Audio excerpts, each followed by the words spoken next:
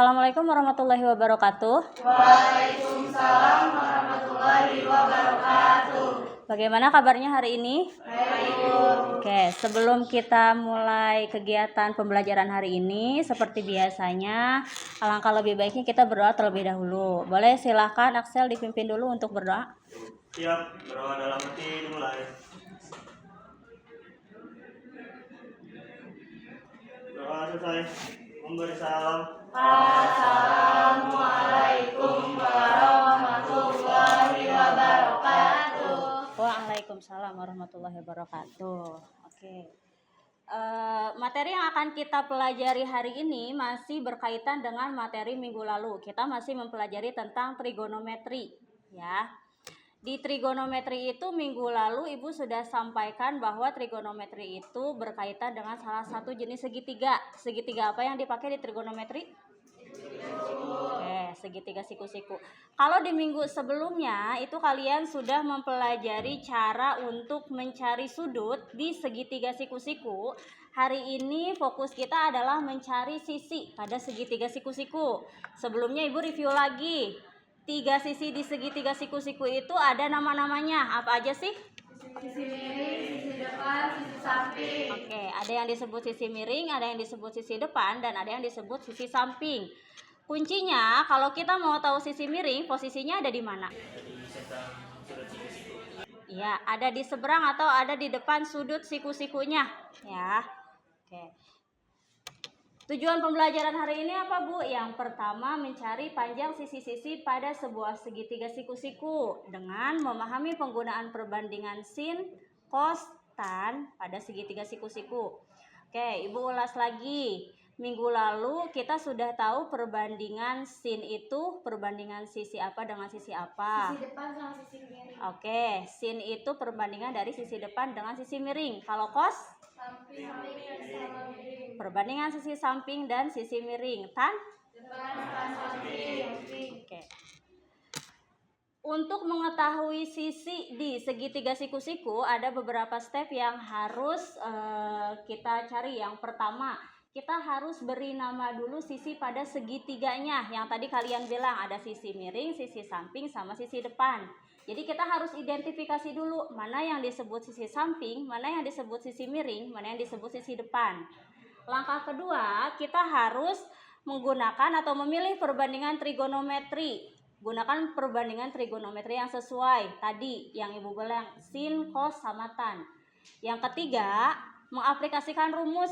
Yang tadi kalau sin itu sisi depan per sisi miring. Kalau cos itu sisi samping per sisi miring. Kalau tan sisi depan per sisi samping. Oke. Lalu langkah terakhir kita menghitung jawaban. Untuk mengetahui sisi pada segitiga siku-siku ada beberapa langkah yang harus kita tentukan. Yang pertama, kita harus memberi nama pada sisi-sisi di segitiga tersebut. Kita identifikasi mana sisi miringnya, mana sisi sampingnya, mana sisi depannya. Langkah kedua, memilih perbandingan yang sesuai. Perbandingan itu bisa perbandingan dari sin, perbandingan dari cos, dan perbandingan dari tan. Kemudian yang ketiga, kita aplikasikan rumus. Maksud aplikasikan rumus itu kita mensubstitusi nilai dari panjang sisi di segitiga ke dalam perbandingannya. Kemudian terakhir baru kita menghitung jawabannya, mengkalkulasi jawabannya dengan menggunakan kalkulator. Oke. Tadi langkah pertama kita harus mengidentifikasi sisi-sisi pada segitiganya. Di sini, di slide ini, Ibu beri sebuah segitiga siku-siku dengan satu sisi yang sudah diketahui. Panjang sisinya 15 cm. Kemudian ada sudut yang sudah diketahui selain sudut siku-siku. Sudut itu besarnya 35 derajat. Dan ada sisi yang diberi label X cm. Artinya kita harus mencari ini. Sisi yang diberi label X ini. Ya. Kita identifikasi dulu mana yang disebut sisi miring, mana yang disebut sisi depan, mana yang disebut sisi samping. Kita identifikasi dari sudut ini. Dari sudut yang 35 derajat. Berdasarkan sudut yang 35 derajat ini, angka yang 15 cm ini berarti sisi apanya? Sisi depan. Sisi depan. Kalau yang X cm yang mau kita cari ini sisi apa? Sisi samping. Samping apa miring? Sisi miring. Sisi miring. Kenapa? Karena ada sebelah sudut. Ya, posisinya ini ada di depan sudut siku-sikunya. Berarti kita mau cari sisi miring, kemudian kita sudah tahu nilai dari sisi depannya. Langkah kedua, kita pilih perbandingan trigonometri apa yang sesuai dengan sisi yang mau kita cari. Di sini kita punya sisi depan, kita cari sisi miring. Berarti dua nih sisi yang mau kita gunakan dalam perbandingan, sisi depan dan sisi miring. Depan dan miring itu digunakan dalam perbandingan apa? Sin. Dalam perbandingan sin, artinya kita gunakan perbandingan sin. Sin dari berapa? Sin dari sudut 35 derajat ini. Ya. Lanjut. Kemudian yang ketiga tadi aplikasikan rumus. Substitusi panjang sisi dari yang diketahui, berarti yang 15 cm ini dengan sisi X-nya. Di sini kita menggunakan perbandingan sin. Sin itu tadi depan per miring, berarti sin dari 35 derajat sama dengan yang bagian sisi depan kita gunakan angka 15 karena nilainya sudah diketahui. Yang sisi miring kita ganti dengan nilai X karena mau kita cari. Paham sampai sini? Paham. Oke. Langkah selanjutnya kita hitung jawabannya. Nah, di sini X itu sama dengan 15 per sin 35 derajat. Bu, ini angka 0,57358 dari mana? Nilai dari sin 35 derajat. Jadi, kalian masukkan nilai sin 35 derajat ini ke dalam kalkulator, maka nanti akan keluar angka yang ini, 0,57 sekian ini. Nah, setelah itu 15 dibagi 0,57358. Coba kalian gunakan kalkulator di handphone kalian. 15 dibagi 0,57358 berapa hasilnya?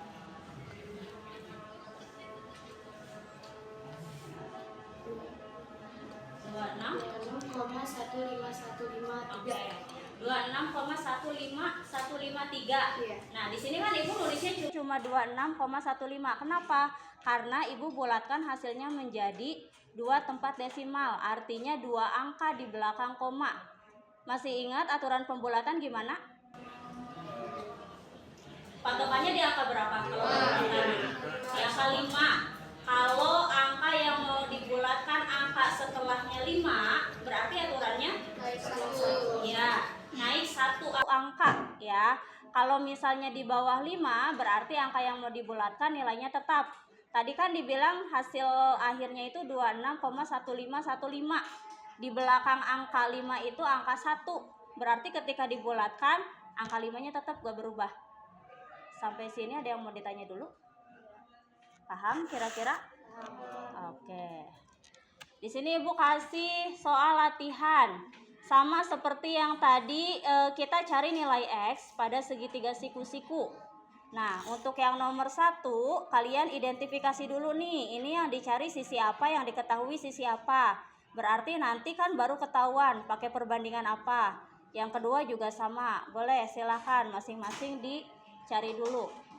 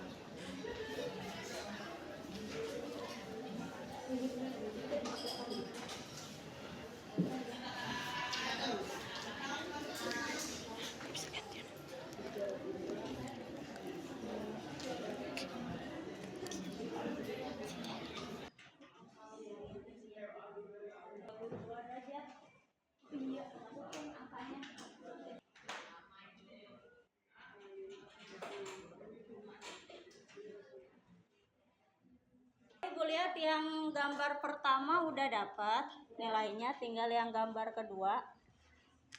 Yang gambar pertama berapa dapatnya? Yang nomor 1 nih, kita identifikasi dulu deh. Yang nomor 1 ini di sini ada sudut 32 derajat, ada sisi yang dikasih nilai 20 cm, ada sisi yang dilabelin huruf X. Berarti ini yang mau kita cari nih. Nah, 20 cm ini kalau kita identifikasi ini sisi apa sih? Sisi miring, karena posisinya ada di seberang sudut siku-siku. Sekarang sisi yang X ini kita identifikasi berdasarkan sudut yang 32 derajat. Sisi X ini sisi apa? Sisi samping. Kita punya sisi miring, kita mau nyari sisi samping. Berarti samping sama miring itu kita gunakan perbandingan cos. Berarti cos 32 derajat hasil sama dengan X per 20. Oke, nanti hasilnya kita lihat ya. Untuk yang nomor 2 kita identifikasi dulu nih. Sisi miringnya udah ada belum nilainya? Belum. Yang udah ada di sini 16 cm sama X cm. Kita lihat dari sudut yang besarnya 42 derajat ini. Berdasarkan sudut yang 42 derajat ini, yang 16 cm itu sisi apa? Sisi depan. Yang X cm ini sisi apa? Berarti depan dan samping. Perbandingan apa yang dipakai? Tan. Berarti untuk yang gambar nomor 2 kalian gunakan perbandingan dari tan. Yang nomor 1 tadi perbandingan dari cos. Yang nomor 2 ada yang sudah selesai? Oke, boleh kita tunggu dulu temennya biar dapat jawabannya.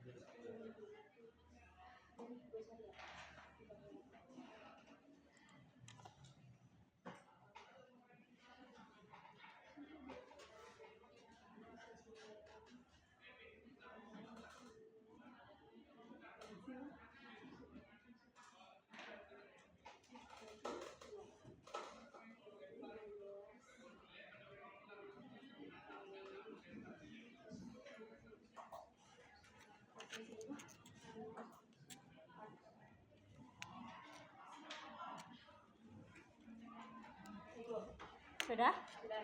Oke, kita samain jawabannya ya. Untuk yang gambar pertama, hasilnya itu 16,96. Sama ya. Oke, setelah dibulatkan menjadi 2 angka di belakang koma itu 16,96. Hasil akhir sebelum dibulatkan itu 16,9609. Karena di belakang angka 6 itu di bawah 5, maka angka 6 yang dibulatkan tetap. Kemudian jawaban yang nomor 2 setelah dibulatkan menjadi 17,77 sama? Oke. Sampai sini paham kira-kira? Ada yang mau ditanya dulu? Ya, boleh. Misal kita udah dapat 2 sisinya. Kalau kita mau pakai Pitagoras bisa nggak? Oke. Tadi Zaki tanya, Bu, kalau misalnya kita udah punya 2 sisi nih, kita mau cari sisi yang ketiga, kita tetap pakai perbandingan trigonometri atau bisa pakai konsep lain? Karena ini jenis segitiganya segitiga siku-siku, ada konsep Pitagoras, teorema Pitagoras. Nah, untuk mencari sisi di segitiga siku-siku, selain pakai trigonometri bisa pakai Pitagoras. Tapi kalau Pitagoras harus ada 2 sisi yang sudah diketahui. Kalau trigonometri kan walaupun hanya 1 sisi bisa nyari sisi yang lain. Kalau Pitagoras itu harus 2 sisi yang sudah diketahui. Jadi kalau misalkan baru 1 sisi yang dikasih tahu, kalian mau nyari pakai Pitagoras belum bisa. harus cari sisi yang lain dulu, yang kedua baru dapat sisi yang ketiga. Oke, ada lagi yang lain? Sampai sini paham untuk materinya? Oke, untuk pertemuan hari ini cukup materinya, kita mencari sisi pada segitiga siku-siku. Kita bertemu lagi di pertemuan berikutnya untuk aplikasi pada perbandingan trigonometri. Oke, terima kasih semuanya. Assalamualaikum warahmatullahi wabarakatuh. Waalaikumsalam warahmatullahi wabarakatuh.